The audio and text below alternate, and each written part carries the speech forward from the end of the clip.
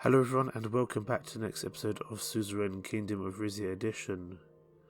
We finished the first chapter and that went okay. Not without its concerns though. The gas field expansion is nearly done. One more turn it will be done, but there's also some concerns over here at Fort Alès as there's a gas dispute, but we'll get onto that in a second. First though, we're going to react to protesters at the Monkey's Palace. A substantial crowd has amassed at the palace gates in Monkeys, vocalising their concerns over the lack of access to quality welfare services and increasingly difficult living conditions. The monarchy can choose to disperse them, allow them peaceful protest, or offer assurances to improve welfare spending across the nation. None of this I really want to do. I don't want to disperse them, even though I would get one more authority. It means that they would... that it would allow a lot of issues. They're peacefully protesting, so that would be, I don't really want to lose one authority. I will try offer assurances to increase health and education funds, but I cannot promise going forwards if I would actually keep that promise. We'll have to see. Let's go to the council meeting on the palace gas dispute, because this feels important. There's a reason I haven't spent any of my authority, budget or energy yet, because I'm expecting to have to spend some during this debate here. I had called a council meeting in Fort Alès to discuss our strategy in the palace gas dispute. The city was named after its most famous building, a Valgish fortress that now served as the government headquarters for the palace administrative district. Titus escorted me down the hallway to a nondescript conference room where Lorenzo, Lucita, Eleanor and Hugo were already waiting. My daughter requested to stay home this time around, claiming she was feeling unwell. I took a seat across from Lucita. We'll make eye contact. We had a bit of a thing going last episode. She blushed. The other councillors didn't seem to notice. Good morning, Your Majesty. Should we fill you on the situation so far? Yes, please. I'll take it from here. As you know, our joint team of researchers recently completed their assessment of the gas field between Palais and Rizia, tentatively nicknamed Aureus? We'll go with Aureus. The Rizian surveyors determined that the field lay in both Rizian and Palesian territory. However, a few days after our teams returned to port, we discovered the news that the Palesians had made a different decision. Duke Reinhardt is now under the impression that the entire gas field belongs to Palais. He's exploded that exploratory drilling begin immediately. Lucita had a worried look on her face. A Palesian drill ship departed the port of Remaz at 800 this morning. It is expected to reach the field by this time tomorrow. Your Majesty, I have advocated for caution regarding Palais in the past, but this strikes me as highly concerning.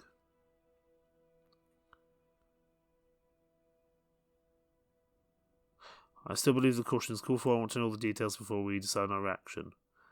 Very wise of you, Majesty. We have set up a meeting with Duke Reinhardt in 2 days, by which time the ship will reach its destination. It is my hope that the Palesians are still open to negotiating the field's ownership, and this is just a tactic to give them an edge. You're getting ahead of yourself, Lorenzo. The king should be informed about this dispute as possible before I depart. Yes, I want to know everything I can about the disputed field. Where should we start, Your Majesty? Why is this even a dispute? I thought our maritime borders were clear. They've been shifting for the past century. The late Empire of Valgos used to control the waters between Palais and Calcabiz, but the area came into question when the island joined Rizia in 1855. Since then, both Rizia and Palais have variously claimed ownership of these waters and the resources therein. The borders that Rizia recognises today are the ones defined by the 1942 AN Directive on Offshore Resources. According to those, the field should be split almost exactly evenly between the two nations. Ah yes, and/or. A nation has the sovereign right to any undersea gas and oil wells located within 200 kilometres of its coast. In case of any overlap, no one country may exploit these resources without the other's agreement. Are we both signatories of the directive? Rizia signed and ratified Andor Reinhardt's predecessor signed the directive, but the Duke has yet to ratify it. The Palesians furthermore state that as a sparsely populated island, Calcabiz should not have the same maritime radius as mainland Rizia. That's nonsense, wouldn't it? It wouldn't hold up in an international court. That's debatable, Your Majesty. With enough legal firepower and international support, pilots could have a case. And do you know how much gas the field contains? We still don't have exact numbers, but the surveyors have confirmed that it's a lot. quite possibly more than the current natural gas reserves of Rizia and Palace combined, so we really want to be tapping into that. In other words, whichever country controls the Aureus field will become Mercopa's the next energy superpower. Do we need the gas? Of course we do. We're not making any profits on our energy at the moment. I'll be blunt, Your Majesty, our existing gas reserves are dwindling. Our expansion of the Icarus field will increase gas production, though access to even half of Aureus would yield better results. I'm happy to go half and half with Palace. I don't know why they're causing such issues. President Eduardo Alfonso was pleased enough with our trade deal that he's hinted at offering us a stake in his own gas company, Gasum, but next year's Swedish elections may jeopardise that offer.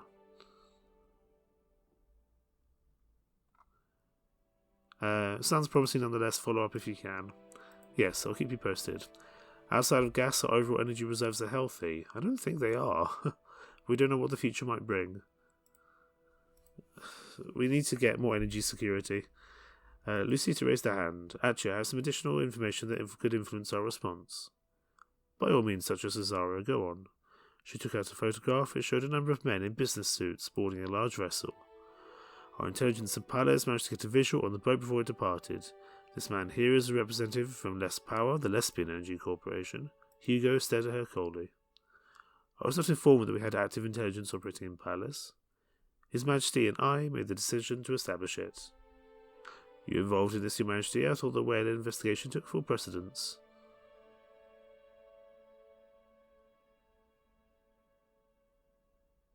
Ooh, Hugo's not going to like whatever we say. I believe the same, but she convinced me that the Palace situation was worth keeping an eye on, and that turned out to be the case. It did, Your Majesty. I would humbly ask my fellow councillors to focus on the content of this finding, not the methods used to obtain them.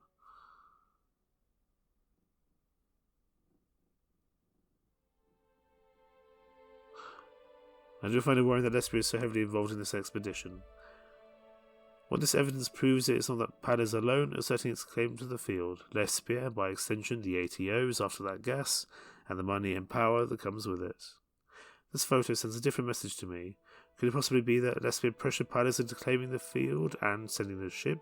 And if so, can we use the fact to drive a wedge between the two? Alternatively, we can find a compromise that involves all three of our countries.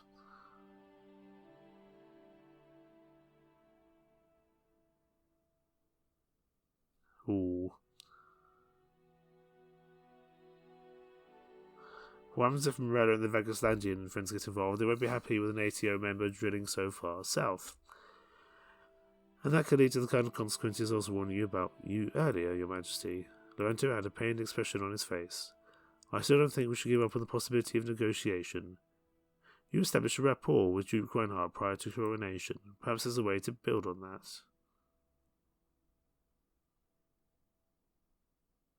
You're right, if we meet in person, I'm sure I'll be able to get him to back down. I'm sure of it as well. Shall we discuss any diplomatic options, or are you leaning towards any particular outcome? What about a 50-50? That's what we have a legal claim to, isn't it? Yes, that was the outcome I was hoping for before this incident. But it seems that without the aid of a third party, sharing the field would be more difficult than expected. Do you mean asking the ATO to arbitrate the dispute? Correct, Your Majesty. AN arbitration is the typical path in disputes like this. Unfortunately, arbitration is an expensive and time-consuming process, so there's no guarantee it would end in our favour. With that said, it's definitely the safest way to avoid a diplomatic incident.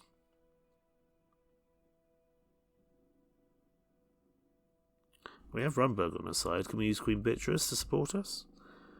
The weight of grace versus that of Lespian ATO would be evenly matched. Is there any way to claim the entire field? Not without major diplomatic repercussions, I'm afraid. No matter which maritime boundaries you look at, it's clear that half the field lies in Polesian territory.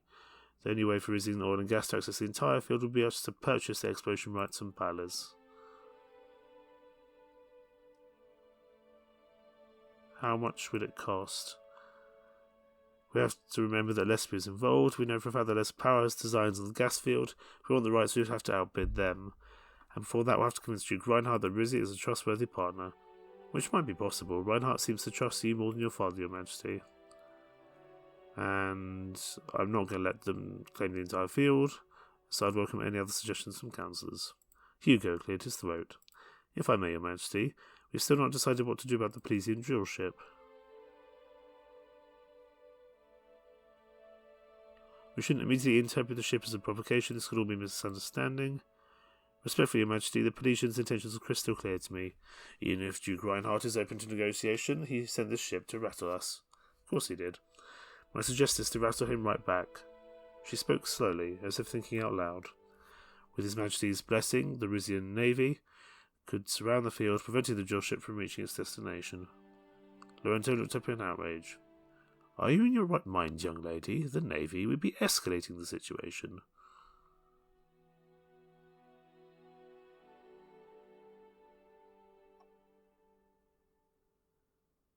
She's a counsellor. Let's speak to her with respect. Excuse me, Your Majesty, but that was the impetuousness of youth that could only be sought behind such a response. Actually, my elderly friend, Duchess Suzerain might have the right idea. Lorenzo looked at her indignantly.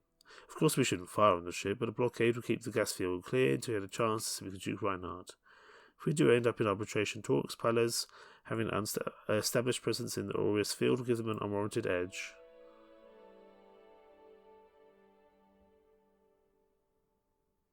Oh, this feels like a big decision.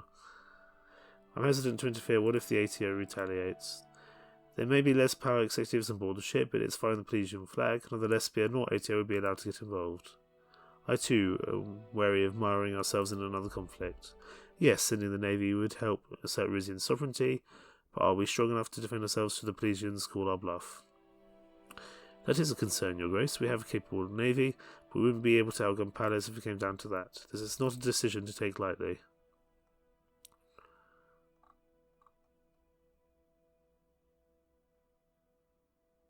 Ooh.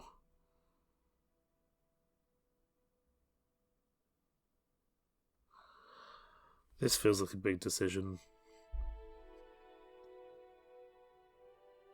I don't really want to go to war over this. But I don't really know the right decision. Do we do the blockade and risk a diplomatic incident? We need to have energy security as a country. If we don't get to the gas fields, then we could have an issue.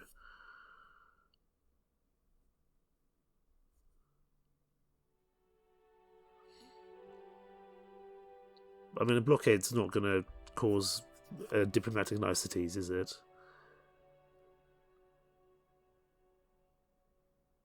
But we need the energy.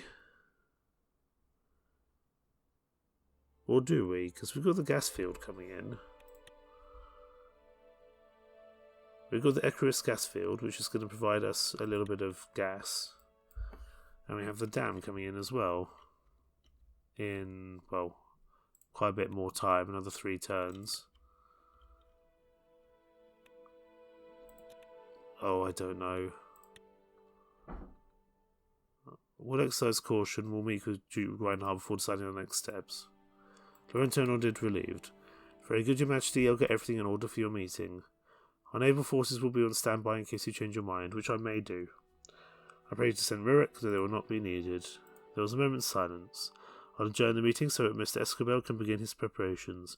We'll keep you abreast of any changes prior to your departure for Palace. Thank you all for your time. The meeting drew to a close. I spent a sleepless night in Fort Alice, wondering what would happen when the ship from Palace got to its destination. That might be an issue. Oh boy. We'll have to deal with the consequences of that, I would assume. A couple of new raw decrees I saw came into effect. Let's go have a look at those. It's always good to have a look at the new ones. Repeal of business tax credits. We get -2 authority, but +2 budget per turn. It's not a popular decision with the councils or the public. So, as nice as that would be for our budget, I'm not sure that's an ideal one for us to do.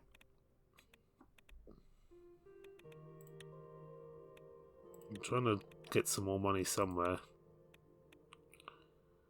Privatisation, but again, negative implications. Landowners' tax is nice, but again, not very popular. Inheritance tax would maybe work, but it requires a lot of authority. Anyway, let's go. Sorry, I got distracted. Let's go have a look at the new ones. Permanent work permits for labour hands, potentially.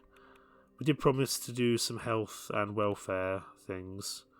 Residence and works permit for migrants. We said we would increase the health and education funding, but it's -2. It's -3 budget and -2 budget per turn. Ugh, that sounds disgusting. Okay, we can still sell some more stuff, but not a very good amount of it. Any more construction things we can do? There's a few. Okay, so we can expand the naval base here. That might be useful for some navy. Secure the palace border fortifications. And expand our air force base. We'll have to see. For now, though, we've got our meeting with Duke Reinhardt, but I did see another thing that we need to actually have a look at as well. The Confederacy of Vendonsum requires support in an uprising. Let's have a look. With instability in key states of the Confederacy, such as the Sultanate of Ragkara, Holy Isles of Penguvi, and the Duchy of Tamarin, the situation is rapidly deteriorating. Prince Consort Kabuen Sangtam leads the effort to maintain monarchic control and suppresses the uprising, but the resources are stretched thin. In a request for great solidarity, it returns to the Guild for assistance. We can send a budget, an energy reserves, or some military equipment. 250 military equipment and 25 support vehicles. We can't actually have a look. That's kind of annoying. What can we send you? Do we send you anything? I don't really know who these people are, to be honest. I'll send you some military equipment. So I'm still hoping for a diplomatic solution in general. Right. Meeting with Duke Reinhardt. Let's get this done with. It's my first visit to Palace since becoming King of Rizia. Titus and I stood side by side, peering out of the window of Castle Reinhardt. The Grand Duchy's royal residence was built on the foundations of an ancient palaco, one of the stone fortifications that gave Palace its name. After his coronation, Duke Axel Reinhardt had hired an up-and-coming local architect to expand the old building to a swooping, bulging wood and glass structure that seemed almost alive. The reception room had been moved to the top floor and boasted enormous curved windows with a view of the palace skyline. Its soaring, angular skyscrapers were unlike anything built in Rizia. So this is the Pearl of the Antassian. Hard to believe all this sprang up in the last few decades alone. Truly a feat, sir. Titus glanced around us. We have been making little headway with the Suzerain investigation, by the way. Your cousin's associates have been less than cooperative. Even if they're innocent in the Wayland bombing, I suspect they still have something to hide. And what about the other investigation I ordered? Still in the works, sir. It's too sensitive to assign to anyone else, so I'll have to pick it up once we're back in the capital. A panel in the wall slid open, and a secretary clad in pastel mini-dress emerged. She motioned for me to enter. Into the breach? Good luck, sir. The secretary announced my entrance, and I stepped into the room and was greeted by Duke Reinhardt. The Pelesian ruler hadn't aged a day since we last met. He was tall, square-jawed, with looks out of an adventure serial. I recalled that the tabloids had named him Duke Dashing. He maintained eye contact as he bowed to me. Your Majesty, we meet again. I only wish it was under better circumstances, Your Majesty. Oh, Your Grace, sorry, let's not call him Majesty, he's not King. As do I. The secretary left, closing the doors behind her. The Duke and I took seats on opposite sides of a wooden conference table. His posture was casual, even as he regarded me with intensity. I'll be honest with you, Your Majesty, I never expected my brother to abdicate. I was perfectly happy living a life of leisure, coasting off the family fortune, enjoying the odd celebrity rendezvous. You didn't have to take his place. And who would have stepped up to my stead? Who's left to protect Palace? He looked me in the eye. I know that our expedition might have seemed like an act of aggression, but all we are doing is claiming what is rightfully ours.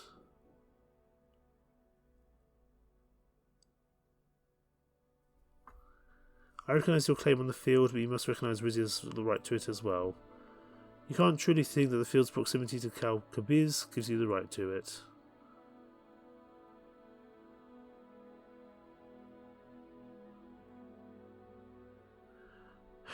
I mean, our claim is clearly valid according to the Alliance, but that he's not part of the Alliance. Kokobis might be small, but still part of the great nation of Rizia. You chose a convenient time to get patriotic about an island full of exiles. His expression turned more serious. Your Majesty, I urge you to let this go. There are more powerful interests at play than either of us.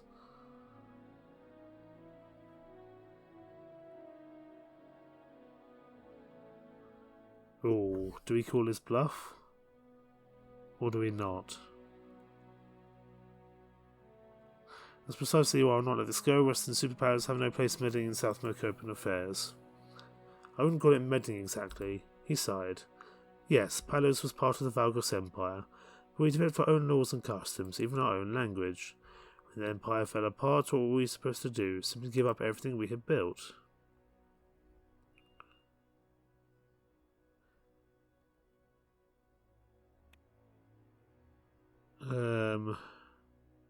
No, I suppose you didn't have to. I heard what it was like back then. Rizia and Morella picking at us like vultures. Goddamn Vagistan trying to provoke a revolution from the sidelines. Lespia was the only nation willing to support our independence.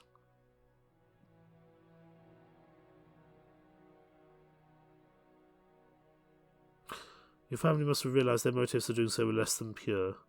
Of course, but what choice did they have? Now that Lespia is an ATO member, they won't want to be connected to a monarchy for long. Have you overthrown the first... No, let's not say that. Let's end the history lecture. What are we going to do about this gas field? He leaned forward and lowered his voice. I brought all this up so you'd understand the stakes. We have an obligation to Lespia. When they ask us for natural gas, we can hardly refuse.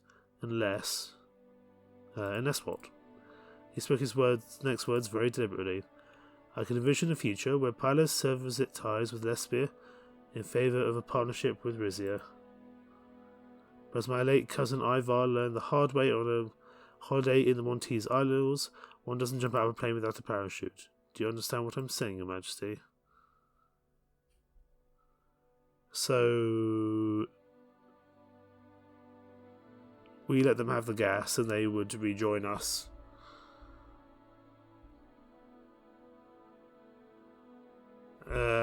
How big of a parachute are we talking about?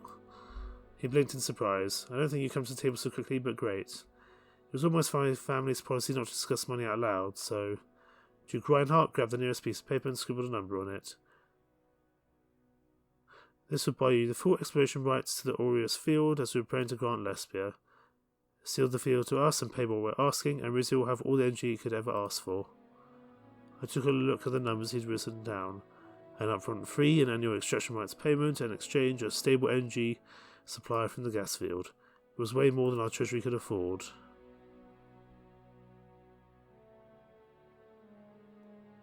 Can't I just buy rights to part of the field? This is all or nothing deal, I'm afraid. Frankly, I thought Rizia could easily afford it.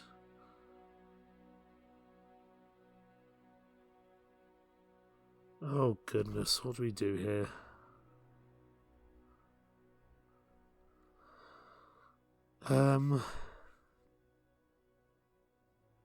Our resources have shrunk in the past years, that's why we need the gas field. However badly you need it, we need it more. Unfortunately, if we can't purchase the rights to the entire field for the price I'm asking, we'll be forced on our original deal with Lespia. Damn. Do we cede it? Or do we go to court? Because I'm not sure we'd win in court.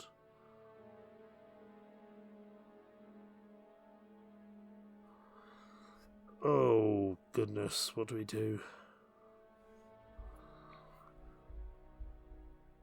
This is like a ticking time bomb.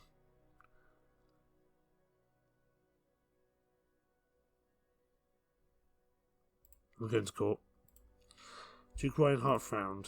If there's truly no other choice, then I'll gladly agree to enter arbitration. It's not quite the outcome I hoped for.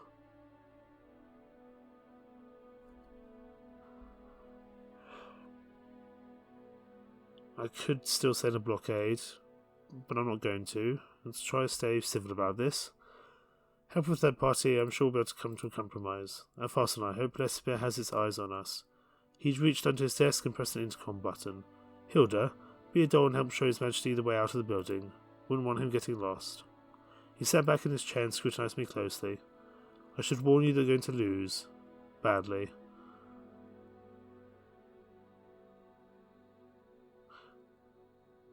That's an unbefitting attitude. All I want to do is keep the peace between our countries. I want that as well, but I'm just stating his facts. The facts, even. Duke Reinhardt's secretary opened the door. He stood up and gestured for me to do the same. Until next time, King Ramos. I rejoined Titus in the reception room.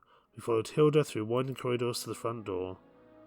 We stepped outside into the waning sunlight. He waited until we were outside the building's shadow to speak. How did it go, Your Majesty? Not great at all. Titus nodded wordlessly. We got back into the car and began the long trip back to Port Drazen. I do feel like we should be able to hold out for... I think we're going to get energy from the gas field, from the hydroelectric dam in time, but I don't feel like we can realistically just let them have it all. It feels kind of not a good, we can't let someone else become the energy superpower in the world. That's just not right. What do we want to do next? Let's go over here first. Read the report from the Dirty and Golcondas communities shutting the BFF. Internal security forces have informed us that Rizia's Dirty communities may be harbouring fugitives from the BFF in Wayland. As Victor Smolak's government cracks down on the separatist movement, an increasing number of Bloods are fleeing to Dirdia and from there to Rizia via the Salabas harbour. Our security forces will monitor the situation closely as it develops. And do we want to attend the House of Delegates session? Rizian People's Party leader, that's hard to say, Maynard Sazon, has invited the King to attend a session of the House of Delegates. He stated to propose what is called a landmark proposal regarding the rights of workers in Rizia. We will attend. That's fine. How's our relationship with Lespia doing? Yeah, unfriendly, understandably. But I feel like they kind of brought it on themselves, to be honest with you. And what about the Grand Duchy of Palace? How are we doing with them? We're still neutral.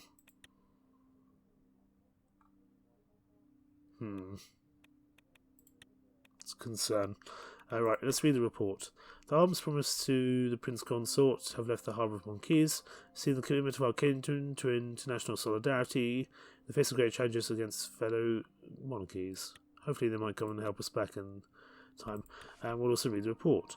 Thousands of protesters gathered outside the Monkeys' Palace complaining about the state of our welfare system. After rousing speeches by local community leaders, the crowd slowly started to dissipate, with the protest over by the early evening. Now we talk with Prime Minister Avales. It had been a week since my meeting with Duke Reinhardt in Palace. The Alliance of Nations had accepted our request to arbitrate ownership of the Aureus gas field. Preliminary hearings were to begin soon. In the meantime, Lesbian Prime Minister Patricia Alvarez had contacted Lorento asking to speak to me. While spending the week at my palace in Monkeys, Lorento visited to brief me ahead of my phone call. He stepped in front of my desk and bowed. Good afternoon, Your Majesty.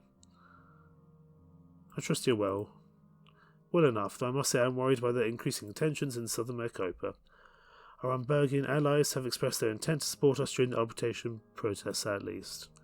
However, the nation umbrella has yet to express an opinion either way, and the same for Dirdia. Meanwhile, my requests away to give us an updated timeline on Zeal handover have been repeatedly ignored. There's nothing we can do. President Swanlight can't keep holding on to Zeal forever. He smoothed one of the ends of his moustache. I have filed a complaint with the ATO, or Alliance of Nations even. Presumably this will be addressed during the upcoming South Maricopa session. For now, though, we have Prime Minister Alvarez to worry about. Why do you think he's calling? Well, we know why he's calling. Well, he can't be happy that the AN arbitration is delaying Lespia's access to the Aureus gas field. His country's energy demands have skyrocketed since joining the ATO. I've heard rumours of massive new infrastructure investments, naturally involving the Prime Minister's own construction company, Alvarez Industries. How trustworthy is he?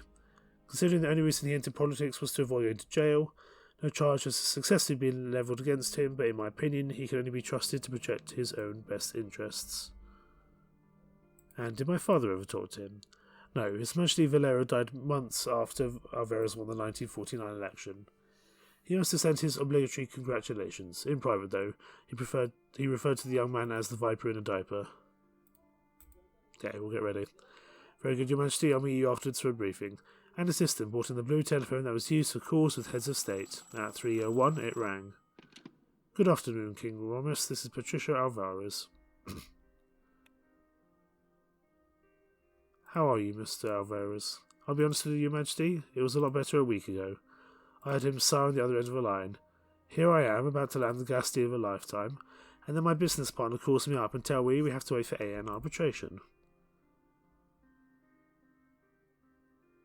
I'd be happy to sell it to him. I'm observing protocol, Miss Alvarez. You do the same if I lay claim to one of Lespia's resources. It isn't resource, Your Majesty. My legal counsel has a crystal clear case of Pelesian ownership of the gas field. You can talk about Andor rules all you want, but in the end it's going to come down to your word versus ours. And who do you think has more sway with the Alliance of Nations? If you want Rizia to give up its claim on the field, you're going to have to present one hell of a counter-offer. As it happens, I do have a proposition that might interest you. No promises, but I'm listening. I've been following the situation in Zeal. Seems to me like you could use help with this debacle. I am concerned about the growing... I am concerned about the time return of the region, yes, as you should be. He's a slippery man, smart like you won't get your territory back unless you tighten your grip on him. And how are you offering to intervene, Mr. Prime Minister? Of course, Lespia can't do that, but we can provide some assistance from the sideline by speaking up on behalf at the coming AN session, for example.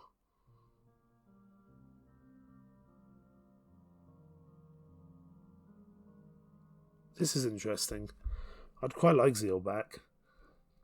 And I think we're going to have enough energy security elsewhere. I don't necessarily think we're going to win this. You'd have to make a very persuasive case for us. I'm a charming man, everyone says so. Actually, I'll be extra generous. See the Aureus Filter Palace, in addition to the assistance I just promised, we'll sell you 1/4 of the exploration rights. And how do I know I can trust you? My line days are behind me, Your Majesty. A certain social club I am in has taught me the importance of accountability. You're not the bogeyman my council's made you out to be. No, but you don't have to like me. All you have to do is say yes.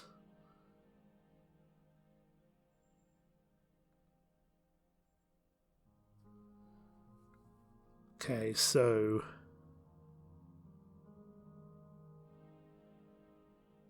Would this only give... Hang on. So sorry.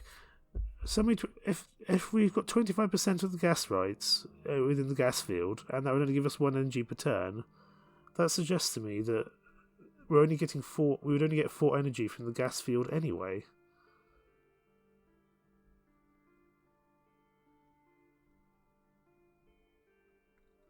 That feels like it's not really worth it, to be perfectly honest with you.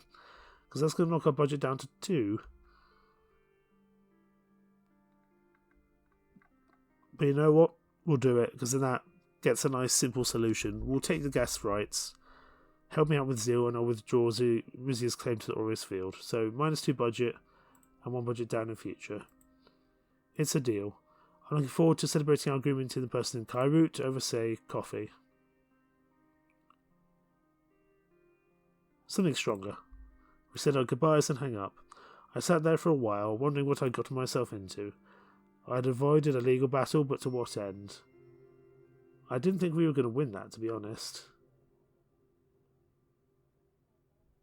And to be perfectly honest with you, if it's only worth 4, I'm pretty sure the dam, hang on, will give us 3 energy per turn anyway, so it's hardly worthwhile doing. As far as I can tell, anyway. Right, back up to the Guild of Royal Allies. There's a Grace trade decline happening. Let's have a look at what's going on here. Oh goodness, more budget going down per turn. Recent reports indicate a troubling decrease in trade volume within Grace, a key economic organisation. This downturn is impacting the Treasury, necessitating immediate and effective responses. Options include renegotiating trade agreements, exploring alternative trade partners, or investing in domestic industries to reduce reliance. -1 budget per turn. Okay, we need to work on our budget going forward. We'll find new and better alternatives. Okay, how are we doing now with our relations? We're now friendly with Palace, good. And we're neutral with Lespia. I will take that. We seem to have pulled back from the brink of a major diplomatic incident. I'm hoping we'll be okay. My hope is that this energy comes in soon, because they're already taking away our money. We'll have to see. It may come in next time, but we need to look at our budget going forward for sure. Right. The AN arbitration has been cancelled following a conversation with Mr. Alvarez. The Alliance of Nations Arbitration Committee has been informed that will no longer be needed to assist with the gas field dispute. A deal has been worked out for Rizia to gain exploration rights to one quadrant of the field, with Lespia purchasing the main share from Palace. I wonder if we might get the bad luck of the draw there, but I think if we can regain Zeal with the help of Lespia, and we're now on friendly terms with Palace, we might be able to figure out a diplomatic solution to everything. But this is why I kept some budget back till the end of the turn. Let's have a conversation with the Queen Mother. It was the night before my trip to Cairo for the Alliance of Nations meeting. I had just finished making some last-minute preparations in my study. I was carefully making my way back up towards the palace residential wing. It was later then that I realised. The halls were dead silent, illuminated only by weak shafts of moonlight through the windows. The Grand Wiseman's quarters were on the ground floor, and I saw light coming out the keyhole. We're not going to peer into our counsellor's keyhole, that's weird. Just before the stairs was the entrance to Venus' room, though through the door I could hear the faint strains of her voice. We'll have a listen. Oh, don't be so blue. Honestly, what were you expecting? No, I won't talk to him. He's in Cairo the next few days anyway. Yes, my love, we'll speak very soon. There was a clunk as she came on the phone. I moved away from the door and kept walking. I think she is in love with the son of the person who tried to assassinate her, so that goes well. I reached the top floor, across the hall from my bedchamber. The Queen's mother's door was open. I looked in. My mother was smoking out on the balcony, her back turned towards me. Good evening, Mother. She looked startled for a moment, then smiled. I'm surprised you're still up. You have a long day ahead of you.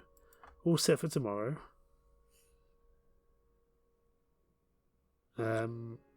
Sure. That's my boy. You are planning on dressing the elephant in the chamber, aren't you? Which elephant? There are so many. I wondered if you world leaders could squeeze in amongst all those other pachyderms, but I was referring to Zeal. Or have you forgotten the handover deadline is imminent? We need our land back, no matter what kind of announcement Victor Smolak has up his sleeve. How do you know he's going to make an announcement? My whisper networks aren't what they used to be, but wives still talk.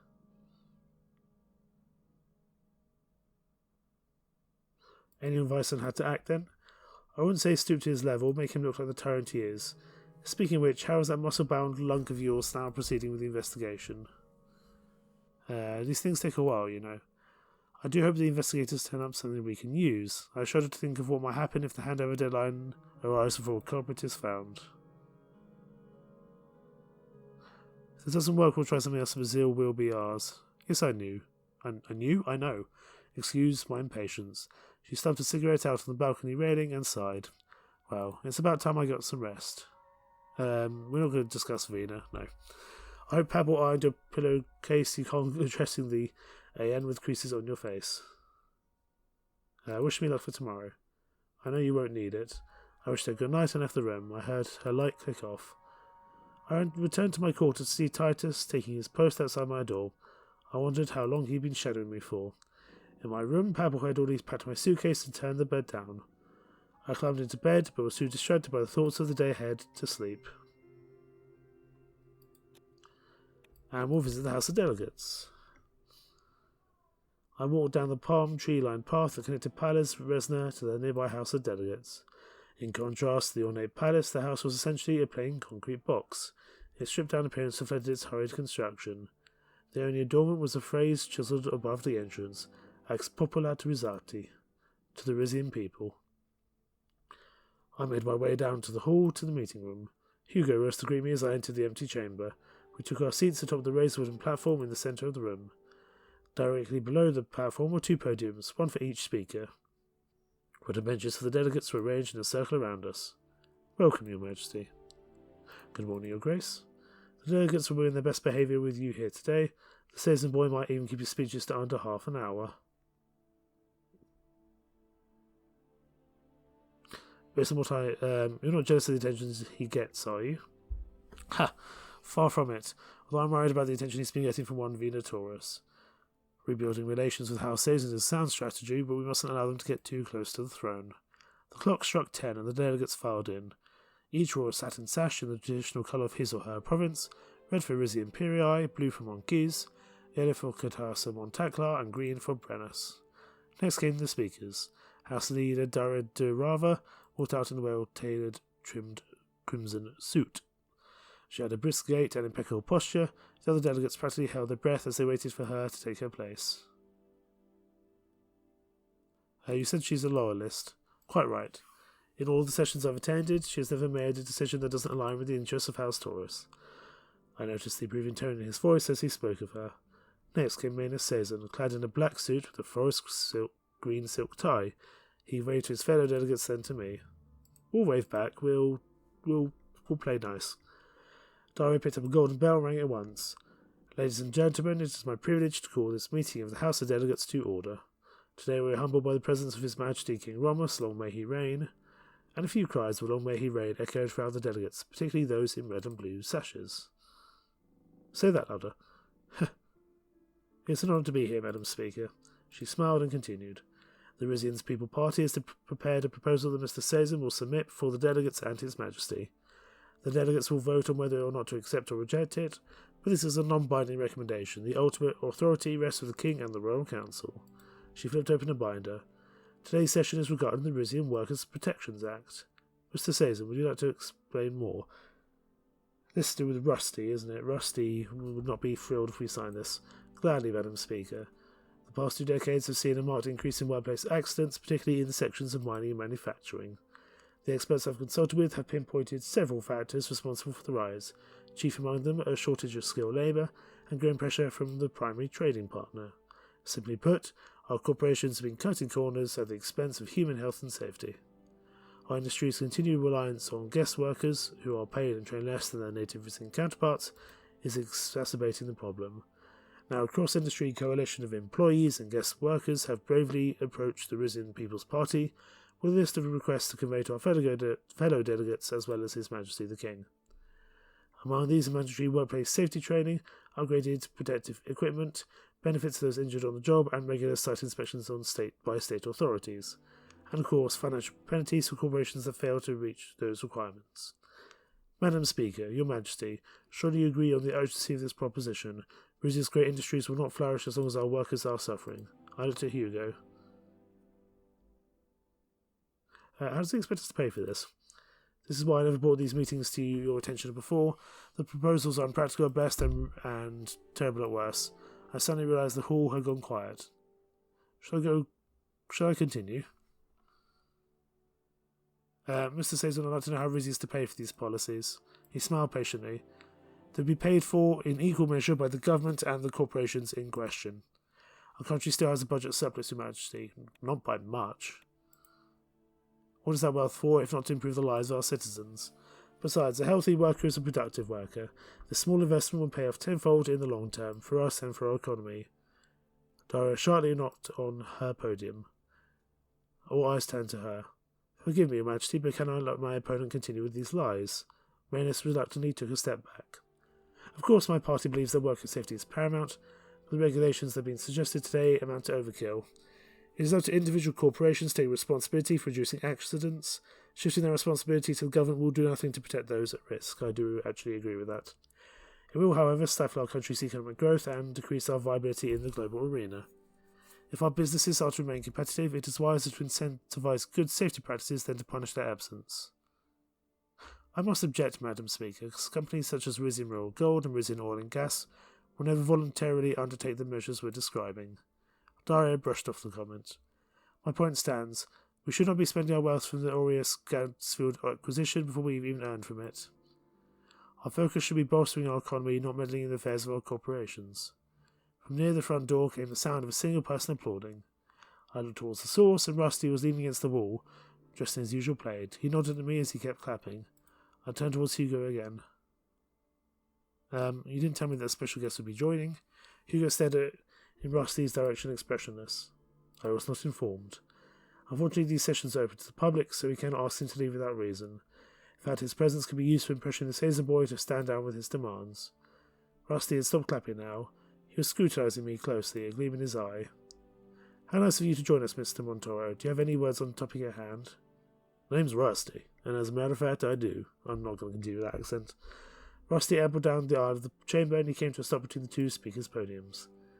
Now I won't take up too much of your time. The Baroness summed things up pretty well. His Majesty here has also had the privilege of hearing my personal thoughts on the subject. I couldn't change his mind then, but here, in this respectable chamber full of level-headed individuals, who knows? Now, the Rizia Standard Dictionary defines gold as a valuable precious metal used in jewellery and to guarantee the value of currencies. We're all familiar with the substance in question. But in Rizia, it's so much more than that. Commoners who have never even touched ducats still feel proud to live on shores of gold, as we sing. But our shores would never have golden in the first place if our monarchs had listened to naysayers like Mr. Suzerain here. Your Majesty, your predecessors knew that there could be no prosperity without hard work.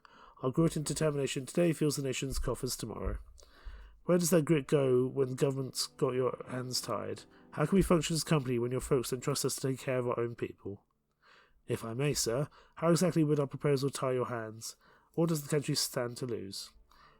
Don't play dumb, kid. Implementing all your suggestions will cost us, and you, millions. You have no choice but to shift more of your production from Rizia to the international trade zone.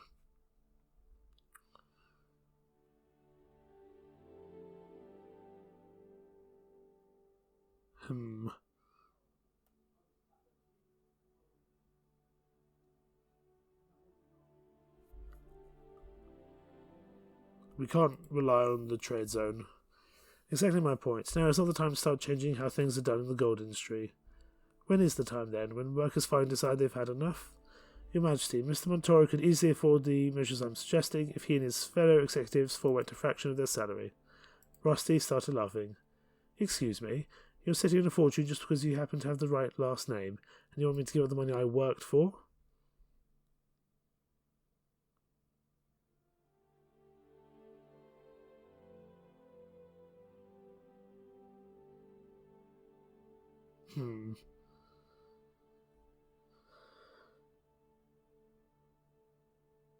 If you want to stay in this room, what's your attitude, though? Thank you, Your Majesty.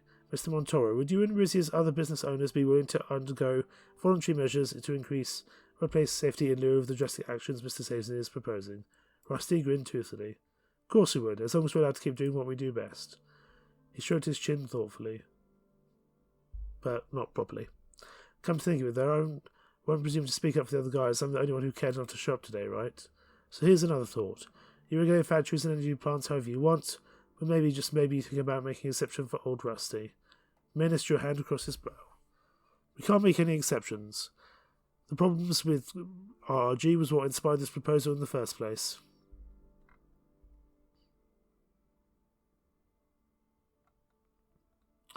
Your proposal was never going to be accepted, it's true, so compromise is the best part of the political process. This was a losing battle to begin with, Your Majesty. Hugo calmly spoke up. The time for a vote is drawing close. To be clear, Mr. Suzerain, you do not wish to amend your proposal to take into account Mr. Montoro's comments? I do not, Your Grace. Then you have the floor, Madam Speaker. Thank you, Your Grace. As a reminder to you and His Majesty, this vote serves as a non-binding recommendation. The King and his council may agree or disagree at will. All those in favour of the RRPs Workers' safety proposal, raise your hands. About a quarter of the delegates, mostly those with green sachets, put a hand in the air. Those in favour of companies to develop and enforce their own safety protocols on a voluntary basis. The rest of the delegates, an overwhelming majority, raised their hands, and Rusty smiled triumphantly. The delegates have an official recommendation. Rather than introducing sweeping and expensive labour reforms, Rizia should entrust the matter of safety to its business owners. Hugo nodded. Thank you, Madam Speaker. The final decision is now in the hands of His Majesty King Ramos. We accept or overrule the delegates' recommendation. Mr. Suzerain, have you anything else you want to say? I've stated my case, Your Majesty, but I'll say this. This proposal would fail without you in this room, so I'd like to believe you joined us for a reason. The majority of delegates in this room support royal interests, not those of the subjects they claim to represent. As long as that is true, that is the King's responsibility to see past the lies and make a decision that serves ordinary citizens. Thank you for listening. Okay. Everyone in the room went silent as they waited my next words. Let's see how much this is going to cost me.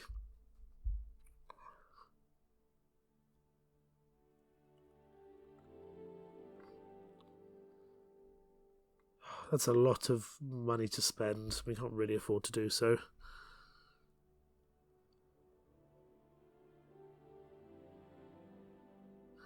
We could say that Mr. Montoro is exempt, but I feel that might cause some bad issues going forward. But we're going to go with it. Mr. Montoro is exempt. It only costs us one budget. All hail the King. My uncle gave Rusty a withering look. Silence, Mr. Montoro. Do not make His Majesty regret the decision. Madam Speaker, let the record show that the King has overridden the House majority. Noted, Your Grace. Dari made a note in her binder, the note up at Hugo and myself. If she was bothered by my decision, her face didn't show it. Once again, I thank His Majesty for blessing us with his presence today, and you, Taurus, for presiding over the session. An honour as usual, Madam Speaker. My fellow delegates and esteemed guests, this meeting is now adjourned. Any follow-up questions will be addressed in future sittings. She rang the bell again, and the room began to empty out.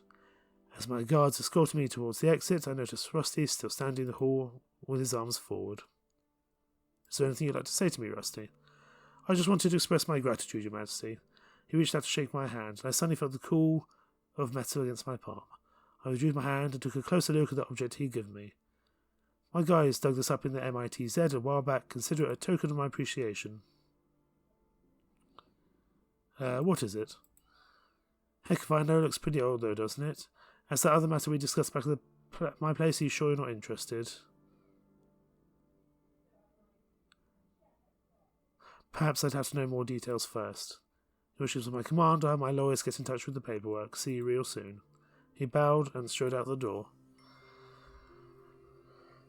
Whether I take that bribe, I don't know. We'll have to see. Our budget is getting dangerously low. We're going to have to fix that one way or another. I'm a little concerned, that must be said. Let's have a look. So,